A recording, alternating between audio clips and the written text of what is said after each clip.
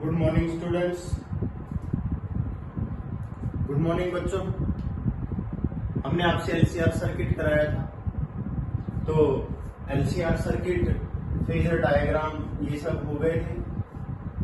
उसके बाद हम आपको एक जो टॉपिक है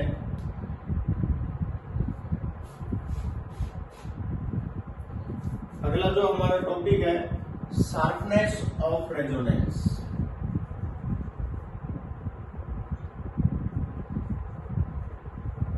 शार्पनेस ऑफ रेजोनेंस।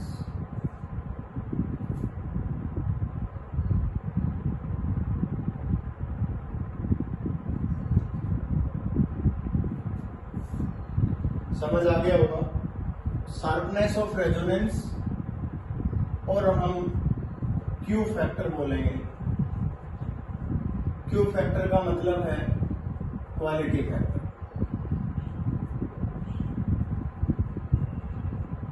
ये पढ़ना है, Q factor, quality factor. Sharpness of resonance कल हमने Z इज इक्वल टू पढ़ा था, we know in LCR circuit Z is equal to R square plus XL minus XC whole square और under root, और R square plus omega L minus 1 upon omega C whole square। ये हमारे पास क्या था? Z। ठीक है, ये हमारे पास Z है। अब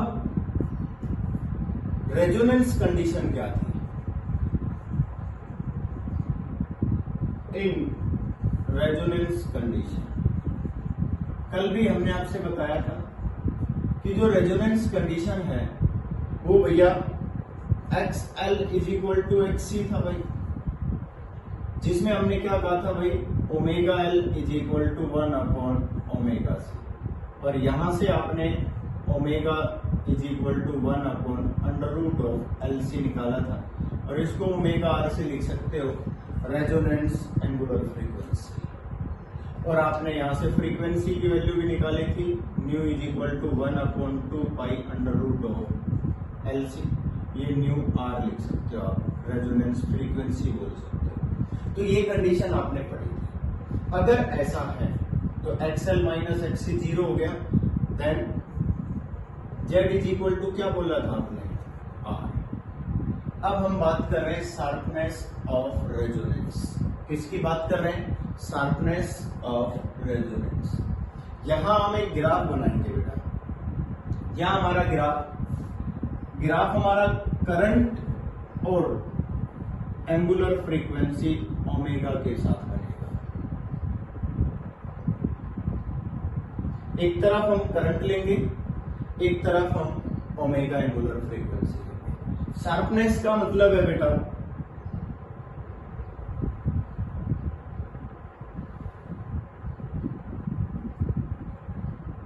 जो हम यहां देख पा रहे हैं, हमारा ग्राफ कुछ इस तरह से बनता है।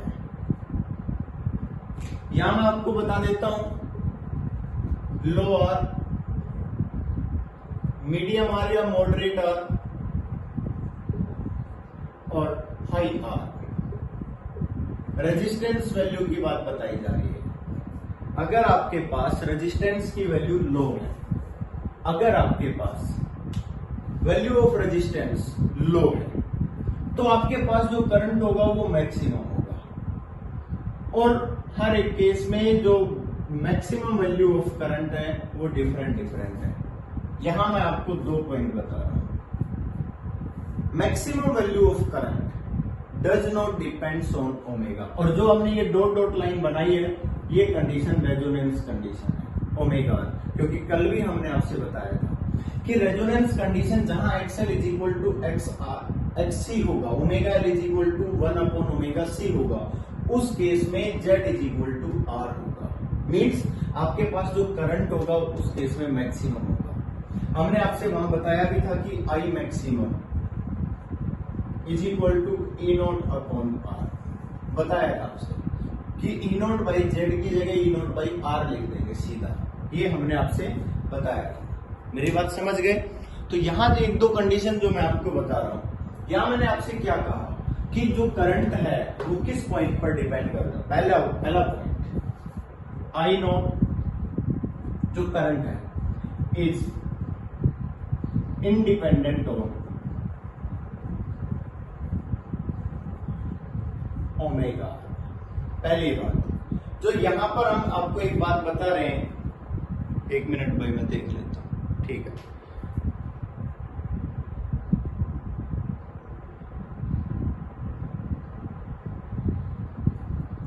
I naught is independent on omega. Angular frequency पर आई नोट की वैल्यू डिपेंड नहीं करती है, इंडिपेंडेंट है। क्यों? क्योंकि एंगुलर फ्रीक्वेंसी ये जो आपने निकाली है ओमेगा एंगुलर फ्रीक्वेंसी और रेजोनेंट फ्रीक्वेंसी की जो आप बात कर रहे हो, तो जो रेजोनेंट फ्रीक्वेंसी है वो डिपेंड करती है एक्सएल और एक्ससी पर। समझ आ गया? But it is depends on value of R, but its maximum value depends on value of R. Resistance की वैल्यू पर डिपेंड करती है। किसकी वैल्यू पर डिपेंड करती है भाई? रेजिस्टेंस की वैल्यू पर डिपेंड करती है। जो रेजोनेंस फ्रीक्वेंसी है वो कभी भी ओमेगा आर पर डिपेंड नहीं करती है। समझ आ गया? क्योंकि ओमेगा आर रेजोनेंट फ्रीक्वेंसी है। रेजोनेंट फ्रीक्वेंसी यूं तो हम करंट को देखेंगे कि अलग अलग पॉइंट पर अलग अलग है, और ये भी ध्यान रखना ओमेगा आर, मैं केवल रेजोनेंट फ्रीक्वेंसी की बात कर रहा हूं, फ्रीक्वेंसी की बात नहीं कर रहा हूं। रेजोनेंट फ्रीक्वेंसी ये भी याद रखना, ठीक है। अब हम यहां पर दो अलग अलग पॉइंट की बात करेंगे। सबसे पहले आप इस पॉइंट को नोट करेंगे, क्योंकि यहां हमारे पास हमने एक पॉइंट आपको और बताया है, क्वालिटी फैक्टर। हम इसके बारे में डिस्कस करेंगे। पहले आप एक इसका स्क्रीनशॉट ले लीजिए।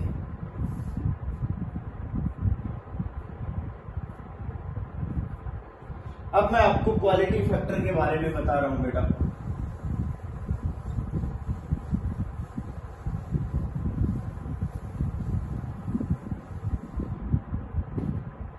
Quality factor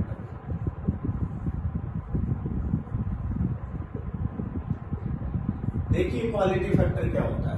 quality factor is defined as the ratio of resonant frequency to the bandwidth.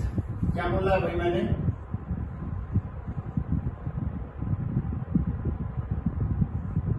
Resonant frequency to the bandwidth.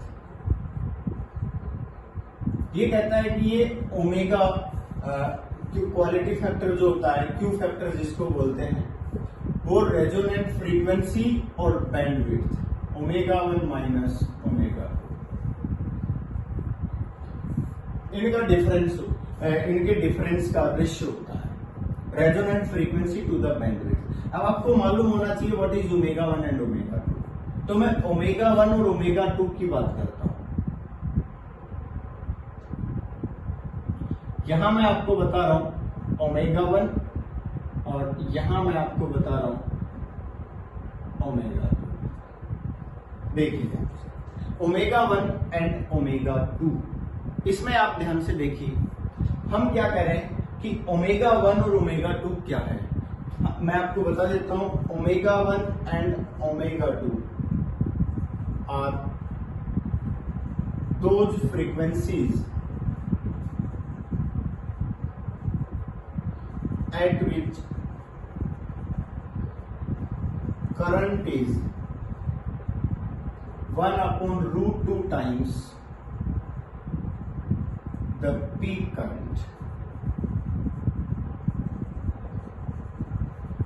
that is जो IRMS लेते हो I0/√2। बोलो पढ़ा था कि नहीं? बोलो पढ़ा था कि नहीं? क्लियर है कि नहीं है?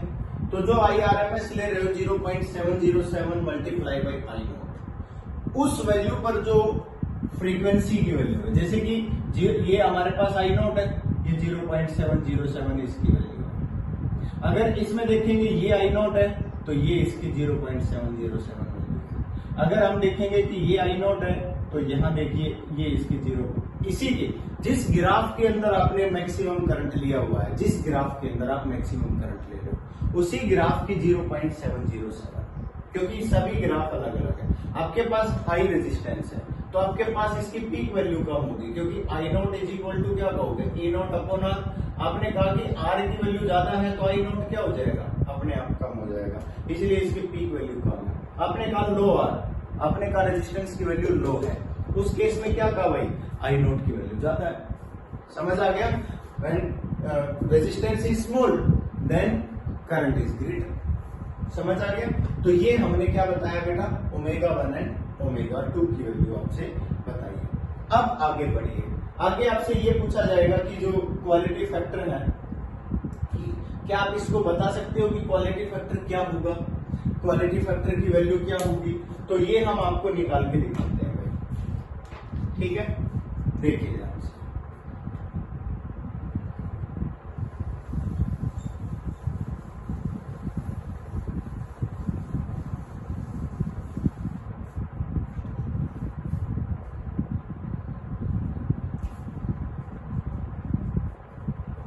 एक्सप्रेशन फॉर क्वालिटी, समझ आ गया होगा? हम आपको यहाँ एक्सप्रेशन बता रहे हैं, ठीक है? आप एक बात ध्यान से देखिए, मैं आपको एक पॉइंट बता रहा हूं बेटा। अगर हम ये कहते हैं if current is maximum then Z is equal to R. अगर करंट मैक्सिमम होगा तो Z की वैल्यू क्या होगी, R होगी। और Z इज इक्वल टू आप क्या लिखते हो बेटा, R square plus of omega L -1 by omega C whole square और इसका अंडर रूट। बोलो होता है कि नहीं? अगर आपने कहा if current have its RMS value then बेटा Z इज इक्वल टू क्या हो जाएगा, अंडर रूट 2R। बेटा आपने क्या कहा था, अभी अभी आपने बताया था कि जो करंट है ये क्या हो जाएगा 1/√2 टाइम्स ऑफ आई नॉट। और 1/√2 टाइम्स क्या होगा, जब √2 टाइम्स रेजिस्टेंस इंक्रीज हो जाएगा। बोलो कहोगे कि नहीं? क्योंकि आप क्या कहते हो भाई कि अगर रेजिस्टेंस √2 टाइम्स इंक्रीज हो गया तो करंट 1/√2 टाइम्स हो गया या √2 टाइम्स डिक्रीज हो गया। मेरी बात समझ रहे कि नहीं? तो Z इज इक्वल टू क्या हो जाएगा, √2R। व्हेन अगर ये RMS वैल्यू है करंट की, तो पर RMS वैल्यू कहां पर है बेटा, यहां पर है, यही तो है 2 पॉइंट। और वहां पर फ्रीक्वेंसी क्या है बेटा, ओमेगा 1 एंड ओमेगा 2। देन हम क्या कहेंगे बेटा, R square plus omega L -1 upon omega C का whole square under root is equal to under root 2R। कह सकते हैं बेटा Z इज इक्वल टू, हमने क्या कह दिया, कहां पर बता दिया बेटा, RMS वैल्यू के ऊपर बता दिया। RMS वैल्यू पर हमारे पास जो Z होता है वो क्या होता है बेटा, अंडर रूट 2R। हम दोनों तरफ स्क्वायर करेंगे तो क्या हो जाएगा, R square plus omega L -1 upon omega C का whole square is equal to 2R square. बेटा आर स्क्वायर उधर चला गया, क्या हो गया, omega L -1 upon omega C whole square is equal to क्या आ गया बेटा, आर स्क्वायर। क्योंकि ये आर स्क्वायर जाएगा माइनस होगा, omega L -1 upon omega C is equal to plus minus R. बोलो आएगा कि नहीं? अंडर रूट करेंगे तो वैल्यू किस में आती है, प्लस माइनस आर। मतलब आप क्या कह सकते हो बेटा, omega 1L -1 upon omega 1C is equal to plus R. और क्या कहोगे, omega 2L -1 upon omega 2C is equal to minus. ये आपके पास 2 कंडीशन हो गई, क्योंकि ये स्क्वायर है ना, ये क्या है, स्क्वायर है। अगर ये स्क्वायर है तो इसका मतलब है कि यहाँ ओमेगा 1 और ओमेगा 2 दो जगह पर वैल्यू है और ये सेम वैल्यू है, ध्यान से देखिए। ठीक है, एक तरफ फ्रीक्वेंसी कितनी है ओमेगा 1 और दूसरी तरफ फ्रीक्वेंसी कितनी है ओमेगा 2, ये बात याद रखना। तो जहां पर एक तरफ आपने ओमेगा 1 लिया हुआ है और दूसरी तरफ आपने क्या लिया हुआ है बेटा, ओमेगा 2, तो एक जगह पर तो आपने क्या लिया हुआ है प्लस आर और दूसरी जगह पर माइनस आर। यहाँ ओमेगा 1 लेस फ्रीक्वेंसी है बेटा, यहाँ माइनस आर रख लेना और यहाँ प्लस आर लेना, बस इतना करना है। समझ आ गया। अब आपके पास दो वैल्यू है, यहां से आप वैल्यू फाइंड आउट करेंगे ओमेगा 1 और ओमेगा 2 की वैल्यू फाइंड आउट करेंगे। अब ये दो इक्वेशन है और आप केवल ओमेगा 1 और ओमेगा 2 ही नहीं जानते क्या है, बस और सब कुछ जानते हैं आप। तो हमने क्या किया,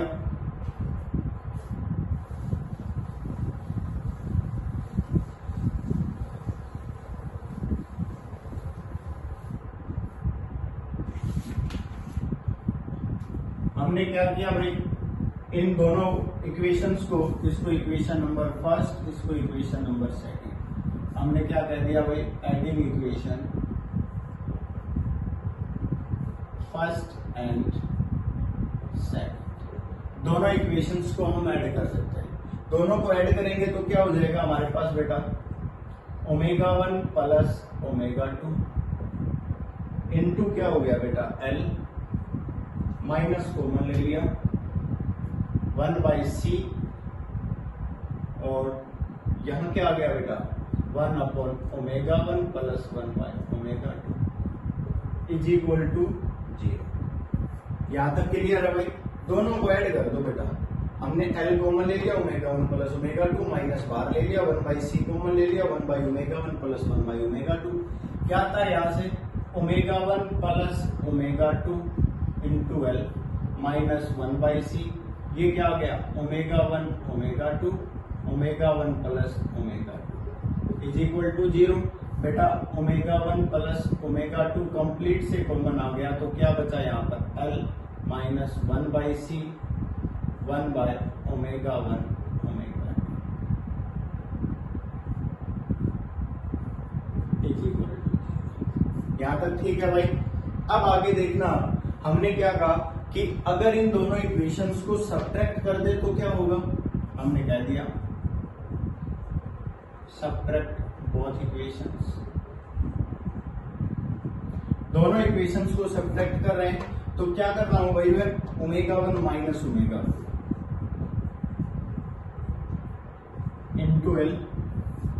अब इसमें से इसको सब्ट्रैक्ट किया जाएगा, मेरी बात समझ रहे हो ना, इसमें से इस वैल्यू को क्या किया जाएगा सब्ट्रैक्ट। तो देखिए क्या आता है minus 1 upon omega 1c plus 1 upon omega 2c is equal to क्या हो जाएगा बेटा 2r। मेरी बात समझ गए। और फर्स्ट में से सेकंड को सब्ट्रैक्ट किया है तो माइनस 2r होगा, ये माइनस r ये भी माइनस r। क्लियर। तो यहां देखिए बेटा, यहां से भी अगर हम देखें तो क्या हो गया भाई omega 1 minus omega 2 into L, ठीक है, और माइनस कॉमन ले लेता हूं 1/c बाहर आ गया तो क्या आ गया हमारे पास यहाँ 1 अपॉन ओमेगा 1 माइनस 1/ओमेगा 2 is equal to minus of 2। Clear. इन दोनों को एक दूसरे में से सब्ट्रैक्ट कर दिया। अब यहां देखिए, अगर हम यहां से देखते हैं omega 1 minus omega 2 into L minus 1/c 1/ओमेगा 1 माइनस 1/ओमेगा 2 is equal to minus 2r। हम इसकी टर्म में ही आंसर फाइंड आउट करना चाहते हैं, ठीक है। अब ध्यान से देखिए, यहां से ओमेगा 1 माइनस ओमेगा 2 कॉमन लेते हैं तो क्या आएगा L minus 1/c omega 2 minus omega 1 upon omega 1 omega 2 हो गया is equal to minus of 2r। तो ये क्या हो गया omega 2 minus omega 1। Clear. Minus बाहर ले लिया था तो 1 अपॉन ओमेगा 1, ये सही है। चलो अब हम क्या कह रहे हैं, ओमेगा 1 माइनस ओमेगा 2 कॉमन ले लिया था तो ये प्लस हो जाएगा और ये कॉमन चला गया। क्लियर? 1 अपॉन हो गया, 1 अपॉन ओमेगा 1 हो गया भाई। तो 1/c 1/ω1 into ω2 is equal to this. Clear है? अब ये कहता है कि यहां पर हम एक वैल्यू पुट कर देते हैं। हम क्या कह रहे हैं भाई, यहां से अगर हम देखें ω2 माइनस ω1, यहां देखिए बेटा, यहां से हमारे पास एक इक्वेशन निकल के आएगी। क्या आएगी भाई, ω1 प्लस ω2, ये तो 0 हो नहीं सकता, दोनों की फ्रीक्वेंसी को ऐड करेंगे तो ये क्या हो जाएगा बेटा 0, that is L is equal to 1/c। क्या आ गया बेटा 1 अपॉन ω1 ω2। बोलो आएगा कि नहीं? इसको राइट साइड ले आओ और आपने यहाँ से 1 अपॉन ω1 ω2 की वैल्यू निकाल दी तो क्या आ गई बेटा LC। क्लियर है? अब 1 अपॉन ω1 ω2 की वैल्यू को आप यहाँ पर पुट कर दीजिए। जब आप यहाँ पुट करोगे तो क्या आ जाएगा बेटा ω1 माइनस ω2 L प्लस 1/c। इस वैल्यू को हम यहाँ पुट कर रहे हैं इसमें 1/c मल्टीप्लाई बाई 1 अपॉन ω1 ω2 को क्या पुट कर दिया LC is equal to minus 2R। C से C कैंसिल हो गया, 2L हो गया, तो 2L बेटा यहां से माइनस हटा दूंगा तो क्या आ जाएगा ω2 minus ω1 is equal to 2R। 2 से 2 कैंसिल हो गया, मतलब हम बताएं यहां पर आपको तो क्या हो गया ω2 minus ω1 is equal to R/L। Clear है? ω2 minus ω1 is equal to R/L। ये हमारे पास वैल्यू आ गई, that is the difference of both frequencies, both value of frequencies, that is peak RMS value at 2 points, that is maximum और minimum। एक snapshot ले लीजिए, मैं दोबारा शार्पनेस की वैल्यू बात करता हूँ। एक स्नैप ले लीजिए,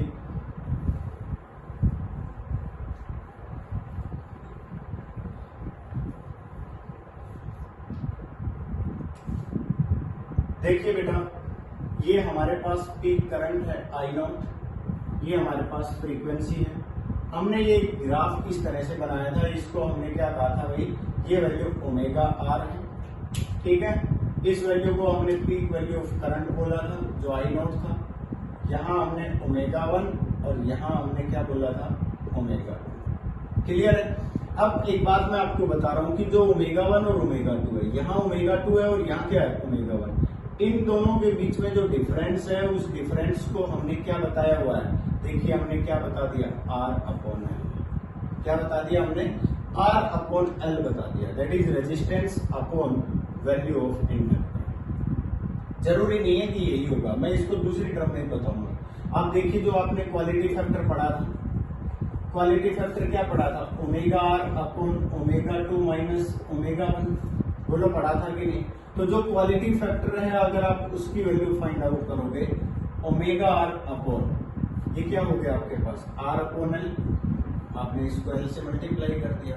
अगर आप दोनों तरफ मल्टीप्लाई करते हो पोटेंशियल से तो मैं यहां लिख रहा हूं बेटा quality factor is equal to ω/RL IRMS upon R into IRMS। ये क्या हो गया potential across,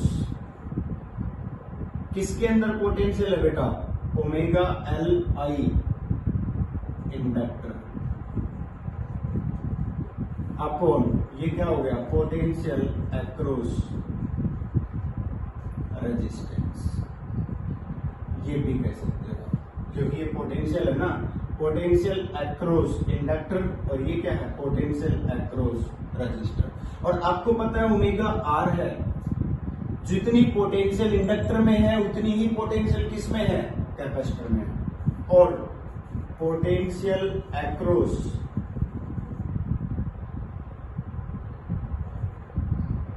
capacitor upon potential across register. इसका मतलब जो पोटेंशियल अक्रॉस कैपेसिटर है, पोटेंशियल अक्रॉस कैपेसिटर है वो क्या है 1 अपॉन ω/RC इंटू R भी लिख सकते हो। क्यों? क्योंकि XC हो गया ना, जैसे कि आपने क्या कहा, आप क्या कहते हो, X L is equal to H C, ये क्या होता है, omega L is equal to 1 upon omega C. भाई आप ज्यादा करोगे तो क्या कहोगे, आई आर एम एस से मल्टीप्लाई कर लेते हैं, सिंपल सी बात है। आप कह दोगे ऊपर भी आई आर एम एस और नीचे भी आई आर एम एस, ये तो कैंसिल भी कर सकते हो, ठीक है कि नहीं। तो ये क्या हो गया, omega L is equal to omega C लिखते हो ना, तो ये क्या है मेरे हिसाब से तो ओमेगा आर इंटू एल है। अगर रेजोनेंस कंडीशन में कैपेसिटर होता तो क्या लिखा जाता, omega R L is equal to omega R C. अभी सबसे पहले शुरुआत ही यहीं से की थी, मेरी बात समझ आ गई होगी। तो 1 बाई ओमेगा आर इंटू सी, तो मैंने ओमेगा एल की जगह पर, यहाँ ओमेगा आर एल की जगह पर क्या लिख दिया, 1 upon omega R C into upon में तो आर था ही तो वो भी लिख दिया। तो ये वैल्यू भी आप पुट कर सकते हो। ये हमारे पास क्या है, quality factor, sharpness of resonance condition. समझ आ गया। ये एनसीआर सर्किट का काफी इंपॉर्टेंट पॉइंट है, तो आप इसको पढ़ेंगे। बस आज का इतना ही टॉपिक कराना था। Thank you.